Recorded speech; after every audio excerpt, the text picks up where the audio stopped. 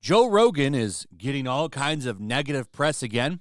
I wonder why that is. This is from the Daily Beast. How Joe Rogan went from MMA moron to White House kingmaker. I love how they put MMA moron. Doesn't it feel like they're making fun of people who enjoy mixed martial arts there a little bit? That's a huge dig on that sport to me, looking at that. And it's like, why would you type that there? That's honestly probably one of the biggest sports in the world right now. But you know why that is? They don't like Dana White either. Dana White has endorsed somebody they don't like. And now Joe Rogan is about to host someone they don't like. And that is, of course, the evil orange man who was handing out fries at a McDonald's the other day, causing another massive meltdown. That was funny. They're saying, oh, it's stage. Well, of course it's stage. All these political events, like when some president candidate walks into a bar, do you think they just walk into like a random bar? No, that was a handpicked bar. It was worked out. People are brought in there that are probably vetted. That's all done for security. I don't think it's really that big of a deal. It just shows them hanging out with regular people. It's a tactic that's been done for ages. But one guy does it, and everybody has a meltdown over it. Oh, well, now we got to point out how things have worked forever. So the reason that they're flipping out on him going on Joe Rogan is because Joe Rogan is the biggest podcast in the world. And it's very popular with young men and just men in general. Men and women, but mostly men, watch and listen to the Joe Rogan podcast.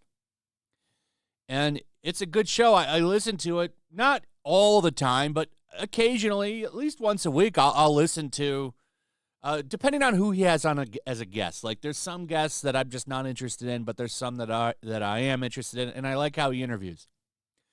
I think this is going to be a good interview because I don't think he's going to hold back. I think things are going to get brought up. Like, when Joe Rogan endorsed RFK, Trump said that he was excited to hear Rogan get booed. I bet you they talk about that. That's interesting. I also think they're probably going to dig on his opponent a little bit. It's going to be interesting. Now, to be fair, he reached out to the other person and said, "Hey, you can come on my show too." I don't think he reached out. He announced that she could come on. She won't do it. She will not do it because she would get fact checked in real time. It wouldn't be good. So here's some of the headlines, and I want you to see these because they're wild. Trump to go on Joe Rogan's podcast, a play to reach less likely voters. Trying to say that this isn't going to do him any good. He canceled a bunch of events to do this because this is going to be a big boost for him. It's the biggest podcast, at least in America, which is the place that matters the most for him right now. 2 campaign officials said former President Trump will record an interview Friday with the podcast that is popular with young men, a demographic that likes him but might not vote. I don't know about that. There's a lot of funny stuff going on with polls right now. I wouldn't listen to any of that stuff. Make sure you go out, no matter who, go out and vote. Don't listen to anybody else telling you why you shouldn't. You definitely should go vote, 100%. So it's just some of this spin is so funny to me. Here's another one. Trump cancels all his events in favor of one of the worst people ever. They hate Joe Rogan. You know why they don't like him? Because he doesn't tote the line. And he's not perfect.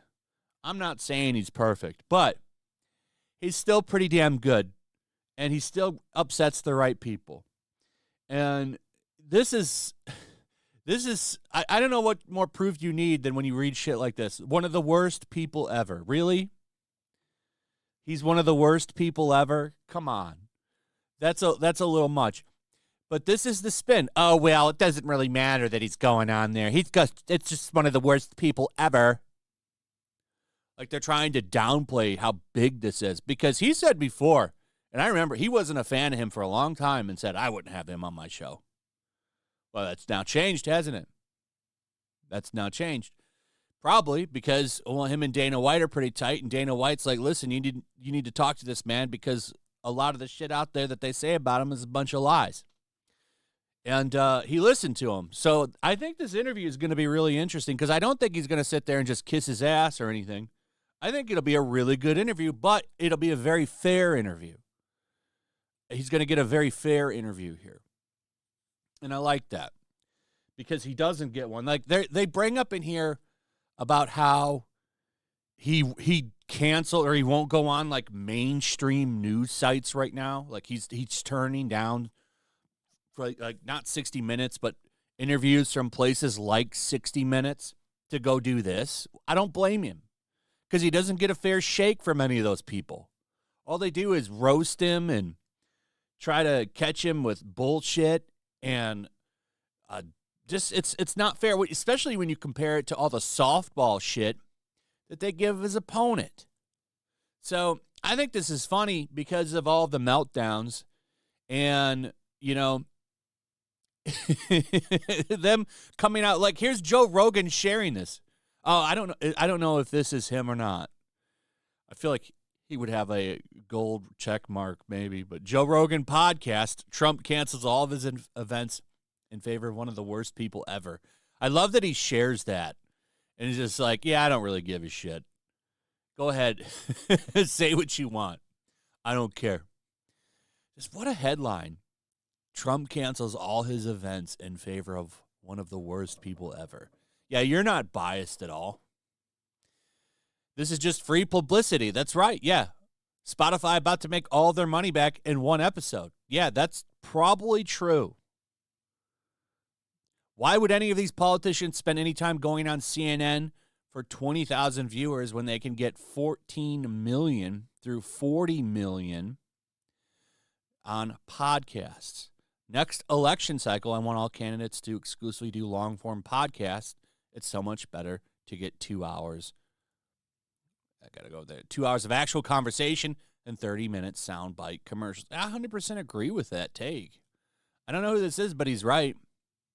He's right. He's going to get way more views on Joe Rogan than he went on CNN. Nobody even watches CNN. Some of my videos get more views than they see on their biggest shows sometimes. It's the same for other YouTubers and podcasters. Why wouldn't you go on more things? Like, you know what was funny? What was it? Harris went on that some show. It's basically a show for single women and gay men, and it's like a sex show. And all the coverage around that was positive. Trump goes on Rogan, and oh my God, the world is burning down.